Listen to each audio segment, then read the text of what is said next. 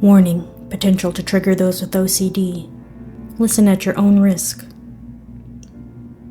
I diagnosed myself with obsessive-compulsive disorder when I was in elementary school. No, I didn't knock on doors 3 times in a row or wear gloves to keep my skin clean.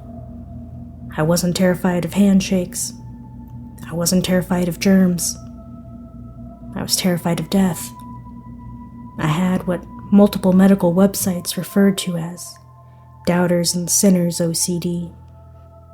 Basically, I was afraid of my loved ones dying and was compelled to do weird things to protect them. I flicked my light switch on and off again until it felt right. I repeated phrases when I felt like I didn't say them correctly the first time. I refused to wear certain outfits on certain days because I felt like they would be bad luck. Once my mother drove me all the way to the city for a program I begged to attend, and after the 3-hour drive was over, I refused to go inside because I believed that she would get shot dead if I left her alone in the car. So I made an excuse about being sick. She drove me back home. I never saw a psychiatrist for an official diagnosis, but I swore it was OCD.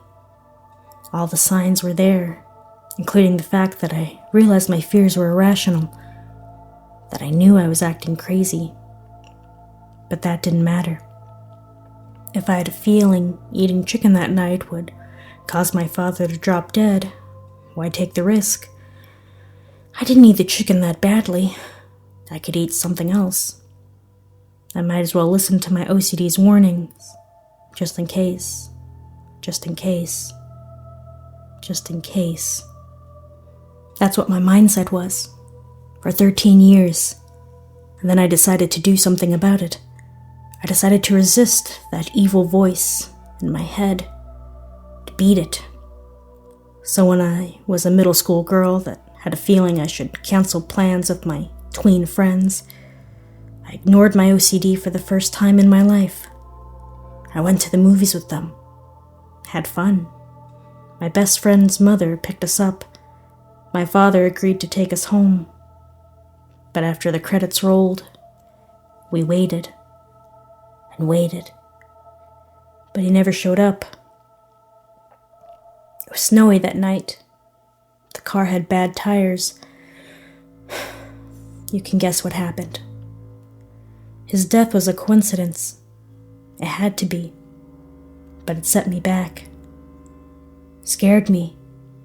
From then on, I did everything my OCD asked me to do.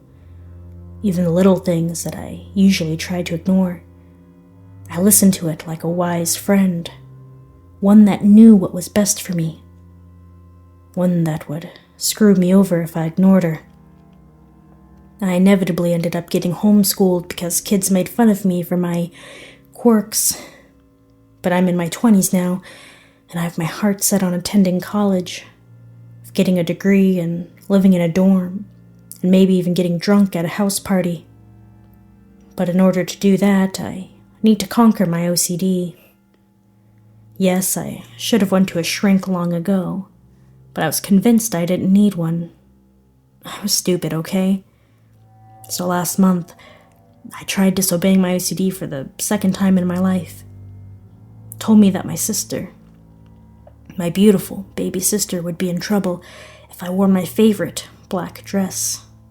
But I wore it anyway. She came home that night with a bloody slash from her mouth to her eyebrow. Her psycho boyfriend had caught her kissing another guy and grabbed a knife, attacked her. Coincidence. Coincidence. Coincidence. I knew she had a bad boyfriend. I even knew she was cheating on that bad boyfriend. Something bad was bound to happen, regardless of what I was wearing. I continued my mission. When my OCD told me something bad would happen to my cat if I didn't stop reading my book on an even number page, I kept on reading. It was a good story. Sharp Objects by Gillian Flynn. My cat was healthy, young, an indoor cat. Nothing would happen to him. Except it did. Mom left a window open, something she did every day to air out the house, and he decided to jump out. Ran down the street, got bulldozed by a car. I refused to believe that was a coincidence, too.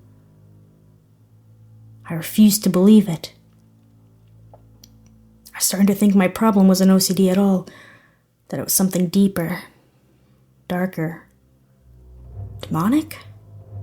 The voice in the back of my head changed that day, like it was angry I wasn't listening, like it was in pain, like it was crying out for help. But I kept ignoring that voice, kept doing my own thing, kept hoping that I was doing the right thing. The first night I tried to fall asleep without my cat snuggling up next to me. I heard a ringing in my ears.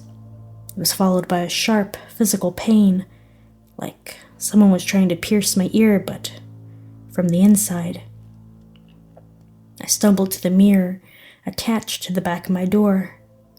Saw something dripping out of my left ear. Blood? No, it wasn't liquid. It was a solid, like a long, thick worm. A bright red worm that was crawling out of my head. I didn't know if I should grab it and yank the rest out or scream and shove it back inside. So I just watched while a foot-long creature slid out and landed on my floor, coiled around itself. "You were a good host," I could have sworn it said, "but our fun is over." In one lightning-quick movement, it slid under the door into our darkened hall. And just like that, what I always assumed was OCD was gone. I never had a compulsive thought again, never had a hunch that a loved one would die again, never heard that demonic inner voice again. But the thing is, my sister has been acting weird lately. She hasn't admitted anything to me or my mother, but I think she's struggling. I think it's inside of her.